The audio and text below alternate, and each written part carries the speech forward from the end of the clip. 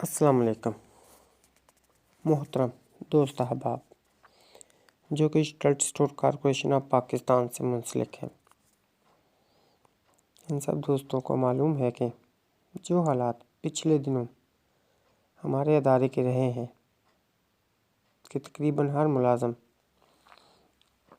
اس ڈر کے ساتھ کام کر رہا تھا کہ شاید اب اس میں بہتری نہیں آ سکتی اور شاید کہ trust store corporation of Pakistan کو بند کر دیا جائے گا یا پرائیویٹائزیشن کر دی جائے گی یا بہت محدود کر دیا جائے گا، جس سے بہت سے ملازمین کو نوکری سے نکال دیا جائے گا۔ دوستو، حقیقت بھی یہی تھی اور ایسا ہی ہونا تھا، اور اس کی بڑی وجہ تھی سیل کا نہ ہونا۔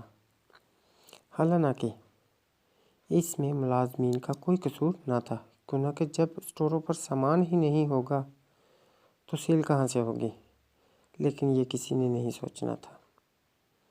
لیکن اب اللہ تعالیٰ کے فضل و کرم سے اسٹوروں پر سامان آنا شروع ہو گیا ہے اور بہت جلد سبسڈی بھی آ جائے گی۔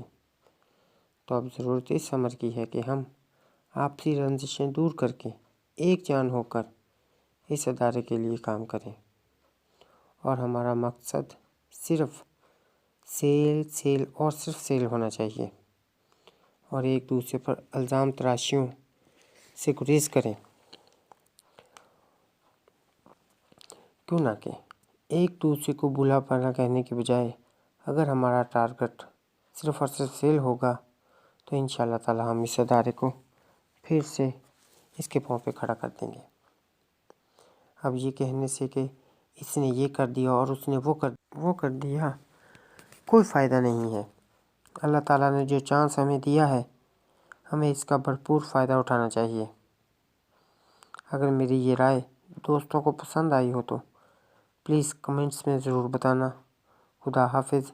اگر میری یہ ویڈیو پسند آئے تو پلیز لائک کریں، میرے چینل کو سبسکرائب کریں اور زیادہ سے زیادہ شیئر کریں تاکہ یہ ویڈیو میرا یہ پیغام ان دوستوں تک پہنچ سکے جو سوشل میڈیا پر ایک دوسرے پر الزام تراشیوں میں مصروف ہے۔ خدا حافظ۔ اللہ حافظ۔